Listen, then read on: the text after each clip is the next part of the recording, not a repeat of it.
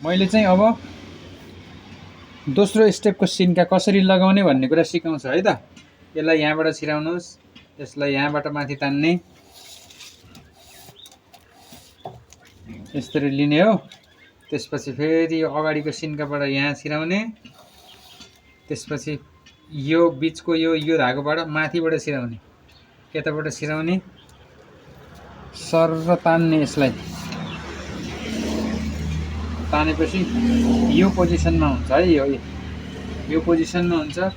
त्यसपछि यसलाई यहाँबाट छिराइन्छ है, यसरी छिराउने, यसलाई सट्ट तानेपछि यहाँ टाइट हुन्छ, यस्तो गराउने।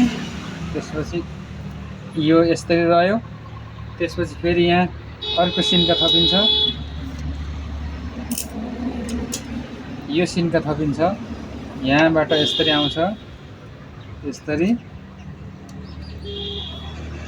यस्तो गराउने। यसलाई चाहिँ टाइट गराउने है, टाइट गराउनुपर्छ। त्यसपछि फेरि यो माथिको र यो सिन्कालाई यसरी कभर गर्ने र यहाँबाट फेरि यो दुईटा सिन्काको बिचबाट निकाल्ने। यसलाई यसरी निकाल्दिने, यस्तो हुन्छ। त्यसपछि फेरि यहाँ लाने, फेरि यसरी निकाल्ने,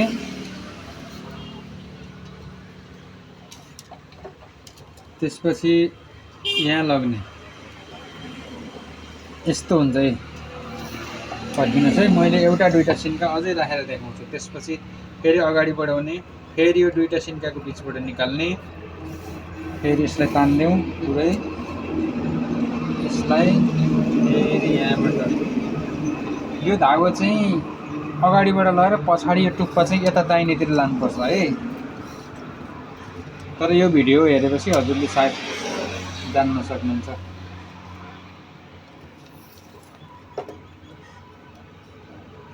ल, यो मेरो भिडियो हेरेर लाइक कमेन्ट सेयर गरिदिनु भएकोमा हजुर सबैलाई धन्यवाद। म चाहिँ आफूले जानेको कुरा अरूलाई सिकाउने मान्छे म लोकताई, हाल कपिल बस्तु 4 नम्बर जितपुरबाट हो। सबैजनाले फलो गरिदिनु होला। यस्तै सिपमूलक भिडियोको लागि मलाई फलो गरिराख्नु होला, मेरो भिडियो फेभरेटमा राख्नु होला, साथीहरूलाई सेयर पनि गर्नु होला।